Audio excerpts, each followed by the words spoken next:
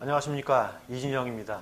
측량 및 지형공간 정보, 우리 첫 번째 과목 측지학에서 첫 번째 장은 총론에 해당하는 내용입니다. 총론은 모든 과목에서 중요하듯이 그 과목의 어떤 방향성을 나타내는 그러한 부분이 총론에 해당하는 내용이고요. 그래서 이 총론에 측지학이 어떤 내용을 담고 있는지를 소개하고 있습니다. 그래서 우리가 시험을 준비하다 보니까 가장 중요한 부분을 총론의 5부분에서 가장 중요한 부분을 찾으라라고 한다면 이 측지학이 뭐냐라고 하는 정의에 대한 부분하고요. 그 다음에 측지학이 어떻게 구분되느냐라고 하는 이 두 부분이 사실 같은 얘기입니다. 그러니까 개요하고 물리학적 측지학, 기하학적 측지학에 대한 이 두 부분이 같은 내용이고요.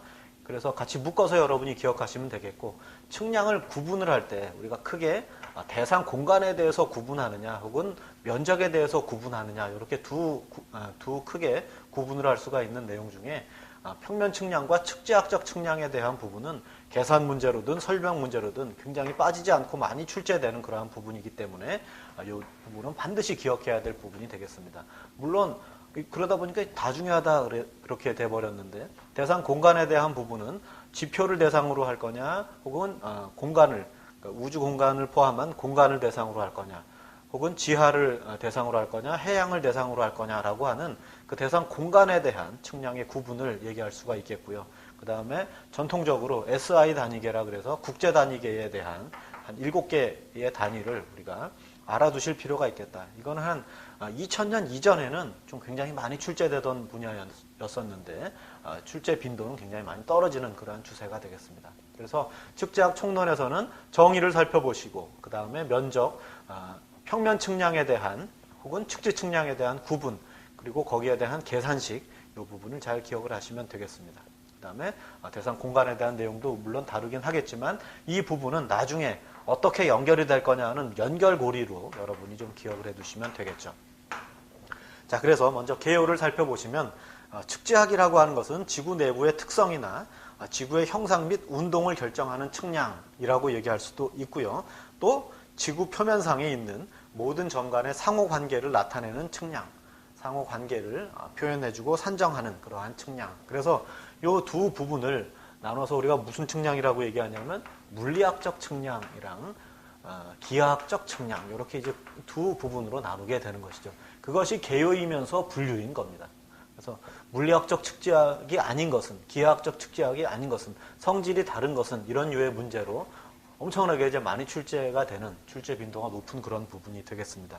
서두에 말씀드린 것처럼 물리학적 측지학에 대한 부분들은 지구의 형상이나 운동, 우리가 지구를 대상으로 하는데 지구의 형상이나 운동을 혹은 지구 내부의 어떤 특성을, 이런 부분들을 다루는 내용이 물리학적 측지학이다라고 한다면, 기하학적 측지학은 상호관계에 대한 부분입니다.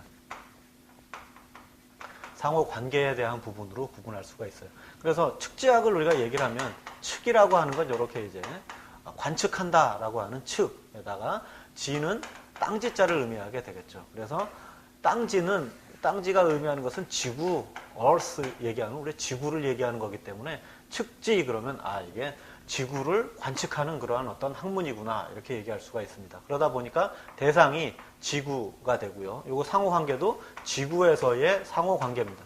지구에서의 상호관계니까 X, Y, Z에 대한 평면적인 위치관계, 수직적인 위치관계, 이런 부분들을 우리가 다루는 내용이 되겠습니다.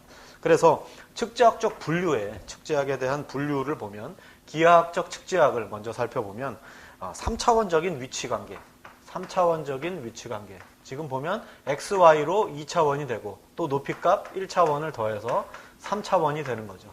그래서 3차원적인 위치의 상호관계를 우리가 관측을 할 때 반드시 이제 들어가야 될 내용들이 뭐냐면 길이나 어떤 시간이나 이런 부분들이 들어가게 되겠고요.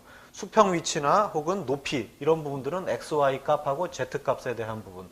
XY가 수평 위치라고 한다면 Z 값은 높이, 수직 위치가 되는 거죠. 자, 이런 부분들을 다루는 것이 기하학적 측지학이 되는 겁니다. 자, 그래서 본격적으로 어떤 천문 측량이라든지 그리고 위성 측량이라든지 해양 측량이라든지, 자, 이런 부분이 기하학적 측지학에 해당하는 내용이 되겠고요. 그렇게 해서 면적을 관측한다든지 최적을 관측한다든지 해서 면최적을 통해서 그리고 또 다른 방편으로 지도를 작성하는 이러한 일련의 과정들이 전부 기하학적 측지학에 해당하는 내용이 되겠습니다. 그와 상대적인 개념으로 물리학적 측지학은 지구의 형상, 그러면 상호관계랑 형상이랑 뭐 좀 관계가 있는 거 아니야? x, y 값, z 값 하면 지구의 형상이 나오는 거 아니야? 라고 얘기하겠지만 이때는 보다 좀 거시적으로 지구를 봐서 지구의 어떤 그 장반경이랑 단반경 이런 부분들이 지금 어떻게 결정이 되느냐, 편평률이 얼마냐, 그런 것이 이제 형상과 관련된 내용이 되겠죠. 그래서 형상을 해석을 한다든지 혹은 여기서 구체적으로는 이제 중력을 관측을 한다든지 중력과 지작이나 탄성파 자, 이런 부분들이 전부 물리학적 측지학과 연관이 되는 내용이 되겠습니다. 그리고 운동적인 개념, 지구의 특성을 우리가 구분하는 내용 중에는 지구의 극운동이나 자전운동, 그리고 지각의 변동이나 균형, 그 다음에 지구의 열이나 조석, 그러니까 상호관계에 의한 이런 모든, 그리고 그와 더불어서 대륙의 부동, 이런 부분들이 전부 물리학적 측지학과 관련되는 내용이 되겠습니다. 여러분이 반드시 기억해야 될 거는 뭐 이런 식으로 이제 천문 측량, 위성 측량, 해양 측량 이렇게 써 있고 또 다른 어떤 뭐 탄성파 측량 이렇게 구분이 되어 있으면 다음 중 측지학의 구분 중에